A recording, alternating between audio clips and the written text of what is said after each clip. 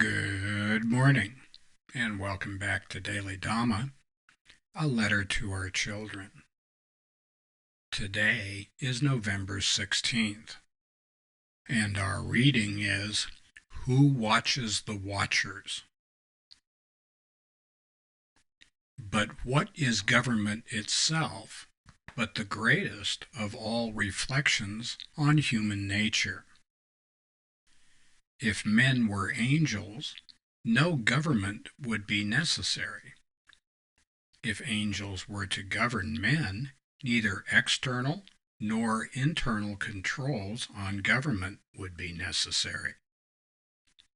In framing a government which is to be administered by men over men, the great difficulty lies in this.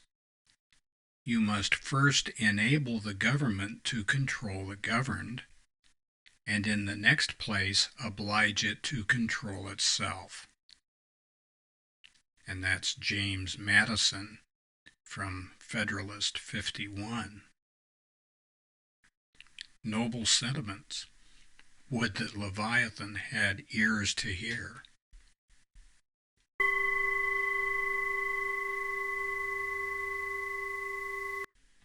Man, this is really the problem. The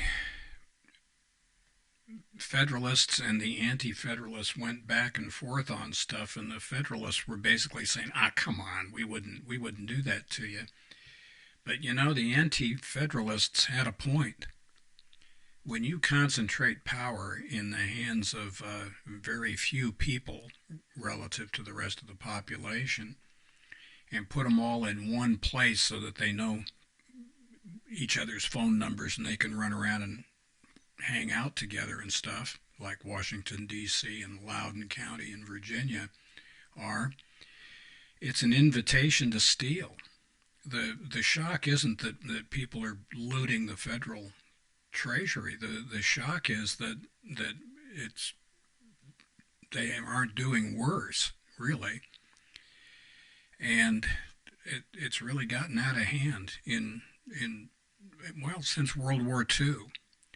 Before World War II, Washington, D.C. was kind of a sleepy southern town, a swamp, to be sure. If you've ever lived in the D.C. area, you'll know that summertime is not real nice. And kind of stinky and sweaty and like that. But with all the money that was necessary to conduct World War II, war on a international, worldwide scale, came the concentration of great power. And you get a whole bunch of people who are devoted to, at first they come to do good and then they stay to do well. They're at first devoted to some kind of idealism and oh well, we're going to make the world safer and we're going to do this, that, and the other thing. And in very short order, they become very dedicated to making sure that they stay in charge. And that's a real problem. And we've got that problem in the United States, certainly, but we are not unlike other countries. Western Europe suffers from this too.